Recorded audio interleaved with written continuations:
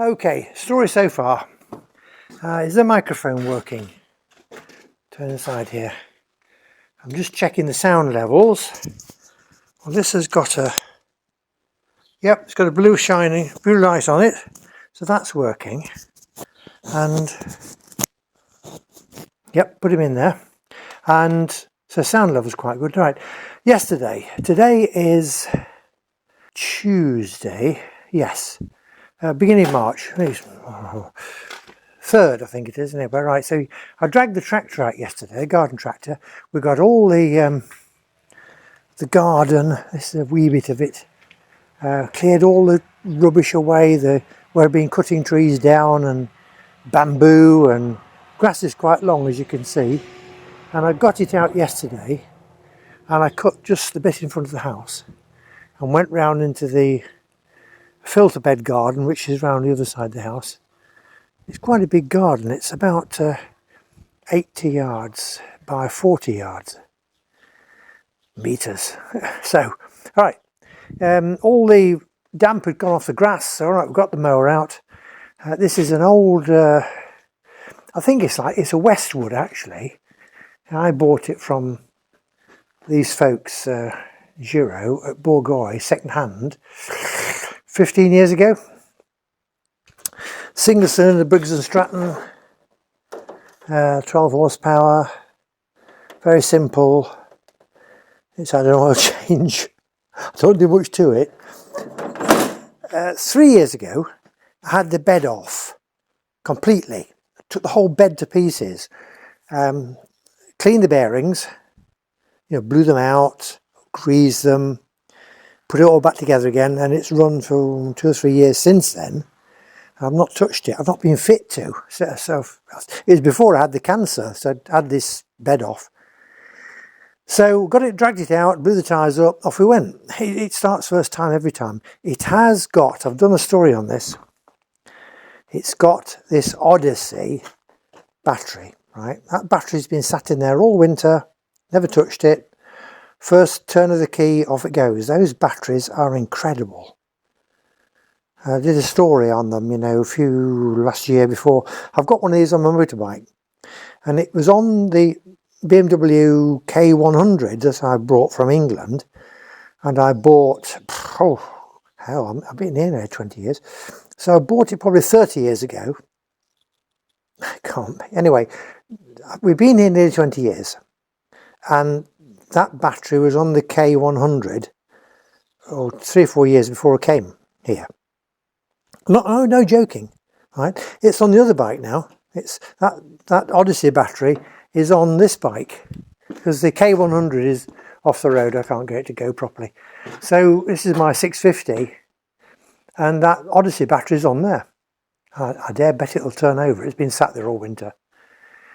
So we got the mower out and zoomed around the garden a bit, and I've been dragging rubbish out of here and everywhere. When I ran over a piece and it went straight through the tyre, put a hole in this tyre. I used some of this stringy stuff. I've got quite a bit of, because being in the tyre business myself for a good bit of my life, I've got all kinds of tyre stuff. I've got some tyre repair boxes, valves and all kinds of stuff in here. And then in this box are the patches and plugs and all kinds of things like that to go in the tyres. And these stringy plugs wouldn't work. These stringy ones here, look. You put them in, twist them around, pull it out, and it should come out. The 2 strings come out and it should leave it in there. Anyway, it wouldn't hold. So I'm going to use, I've got one of these. A bit rigid, isn't it? So I'm going to use that. It's a mushroom. So it's for doing a permanent repair on a tyre. So it needs vulcanising in. So preparation, as you know, with everything is... Oh, one's got stuck, look. That one's putting it away. Right. Now, it's ages since I did any content for a video on my channel, so I got weaving and I forgot all about it, doing some content. So jacked the back of the mower up, and I started Could I get the wheel off? No, like hell. The wheel's sort of welded on. I mean, I've had the thing over 15 years and the wheel's never been off in that time. So I got the nut off and everything, but I braided it and banged it, and I'm going to do some damage to the drive shaft if I hit it too hard for too long. So I've left it. So the next thing is take the tyre off, like you would a rear tractor tyre. Take the tyre off with the wheel in situ. So I've got some, this. That is a super single tyre tool. I got that off one of my chaps at Firestone before I left all that time ago. That's to help you fit a super single tyre. Anyway, it's a proper tyre lever for a commercial tyre, so I drag that out. I use it as a general purpose tyre lever. I've got these thingies, you know, pry bars. Got some of those. I've got some proper tyre, but they're only for little things. So got those. They weren't big enough. Anyway, I got the bead broken, which means poking one of these things in here, into down here, and hitting it, so you can actually push this. Can you see what I'm doing? So you can actually, there's a bead. So you can push that off the inside of the wheel, and then get these things in and just pry the tyre off the wheel, off the rim. So we've actually got that done. And of course, being what they are, these things are only about 2-ply, so they aren't puncture resistant. They're very susceptible to punctures. Little thorns will go through them and cause you a puncture. So over the years, these have been filled with GLOOP. Anybody that's had these garden tractors and things, and any rubber tired, inflatable tired thing in your garden, you'll know about GLOOP. All right, I've got some GLOOP in my electric bike, would you believe? The tyre of the electric bike, the back tyre, started going down. It was going down about every week, and I took it to bits time after time, because the back tyre is difficult to get off, because you've got to take the motor off and everything else. Anyway, I gave up and I put some GLOOP in it, and it's a year gone now, and it stayed up. It doesn't go down at all. Right, now in here is the hole. It's quite a big hole.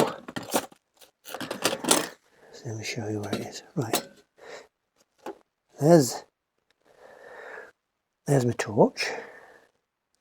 I'll just poke you to the hole. All right, here's my thing. And the hole is just there. Right. It's where I've cleaned up the inside of the tyre. You see the rest of the tyre. Look at that. There we are. Now focus on that. That's it.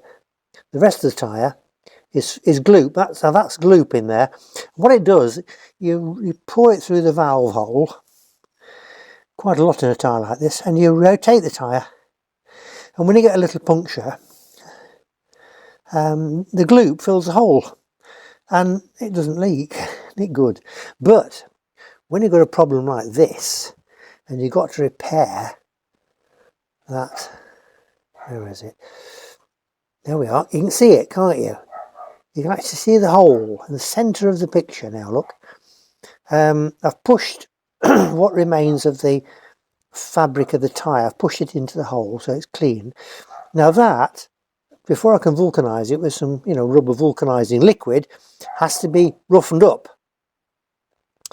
So something to grip. I've cleaned it as best I can. I've got all the GLOOP off it, so it's clean rubber there now.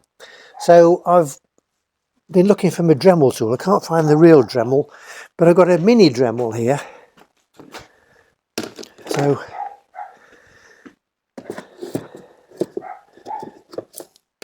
I'm hoping I can get this in there and rough it up. I've got to find, I'm going to stand you up for a minute while I find some bits for it. Let's see what little bits and bobs there are in this little Dremel tool. I want something very abrasive. That's what comes in a tyre kit, when a puncture repair kit. That, failing all else, I can run that up and down inside the tyre. I know it's a bit agricultural. It's like a thing you're grating lemons with. Really rough on one side and you've got a bit to hang on to. So I hope to avoid using that. Now inside here, I'm hoping we'll find a little wire brush. Poor, anything but. No. They're all grinding things, no wire brushes. No, I can't resort to that. Right, I'm going to switch off for a minute while I go and see if I can find the proper Dremel. Okay, we're back. I found the big Dremel in my tool store. And I found some wire brushes. Oh, there's a lot of them in here. Quite a few. Right, wire brush in the Dremel now. Right, what sort of speed do I want? Oh, 2, 3. Fairly fast, 6. Too much. How's that?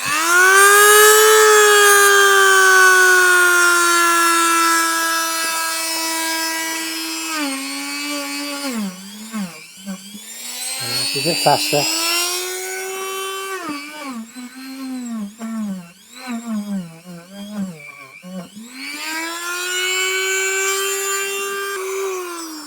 That didn't take long. That was good. In fact, that was very good. The gloop is creeping round the tyre, coming down. It runs and runs and runs. So let's get some stuff. Some vulcanising liquid, special cement, rubber cement. Okay, we're going to use all of it. I've got it spread around where I made the grinding bits, where it's roughened up. That gloop does make an awful mess. That's gloop. Look, it's all on. Yeah, it never dries out. You see, that's where the cloth. Look, I've cleaned the gloop with this old t-shirt. Had to be something strong and absorbent. Right, now I'm going to get the mushroom. Turn the tyre round so I find the hole. Poke something through the hole so that I know where it is, and then feed the mushroom through from the inside. Now it's got foil backing to it, which protects the area of the gluey bit. I'm not going to touch it just in case, and it should last. These things last quite a long time, so it should have some adhesive properties in there. And when you mix that with the, can you see what I'm doing? When you mix that with the glue, it should stick. And this thing here, you see, the bit of metal is just to pull it through. Then I can cut it off when it's glued, and that will block the hole. I can really get some purchase on that to drag it through the hole. I've just put my gloves back on. I've had my gloves on all morning actually to try and keep me clean. But, I had this screwdriver here earlier to poke through the hole. Here it is. Right, I've got my foot under the tyre. There we are, I can see it. I'm going to poke this metal bit, hopefully, through the hole with the screwdriver. There it is. I can't get the camera in as well as me, and the screwdriver, and the mushroom repair. Right, there it is. Can you see it? Oh, and I hope I get this done before lunch so it can dry out. Is it soon for lunchtime? Okay, right, look, I'm about to pull this repair thing through as hard as I can. That's it.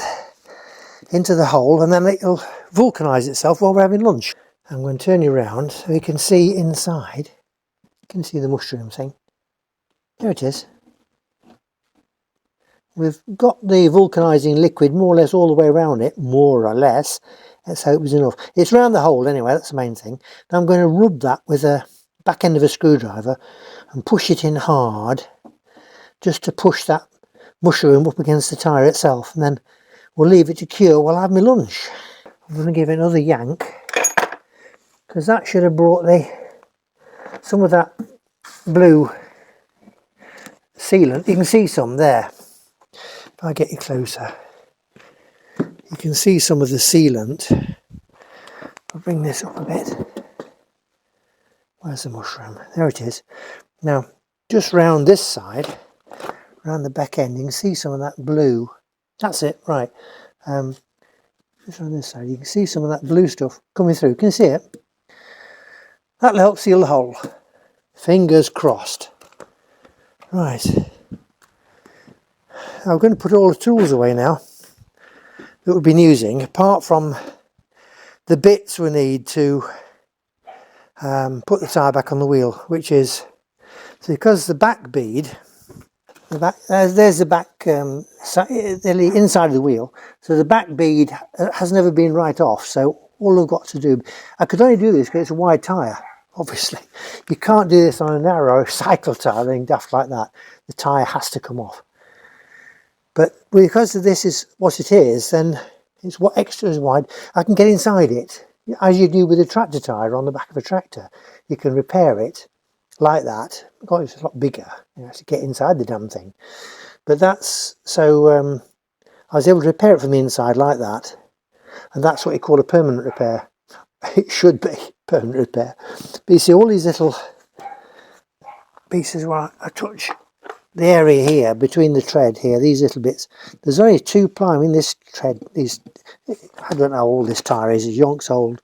I do run them quite high. They do leak a little bit, but it's got the GLOOP inside. But you see, anywhere there, this is resistant to a thorn. But if a thorn gets anywhere in here, just go straight through. 2 plies, it means there's 2 very thin layers of fabric making the carcass of the tyre inside. And then this tread is the last bit, the 3rd bit that goes on top. And when it goes into a tyre mould, then it gives it its tread. The mould has the tread pattern into it, and you cure it with hot steam in the mould. It's you cook it to cure the rubber. So the thing is put together in parts. All tyres are. You've got the a thin layer inside, like if you have a tube inside, it protects the tube and that gives a smooth inside. Then you've got the plies, and these are cross ply. Not radial. Radial go that way. Cross ply go across that. There's two thin layers, 2 plies. The more plies, the more rigid the tyre is, and much more than 2, and you wouldn't be able to get the damn thing on and off easily. And of course, 2 plies is a lot cheaper. And then the tread goes on top, and all these things are put together like wet. They're uncured, and the goes into a mould, and the whole thing is cured together. It all becomes one. Then cook it just like a pie, and then out it comes, and it's got the tread in it. The beads go on the side. Tyre building is quite fascinating, actually. I used to do lessons on it when I was younger. So there we are. Soon be lunchtime, and we'll come back and put the tyre back on after lunch.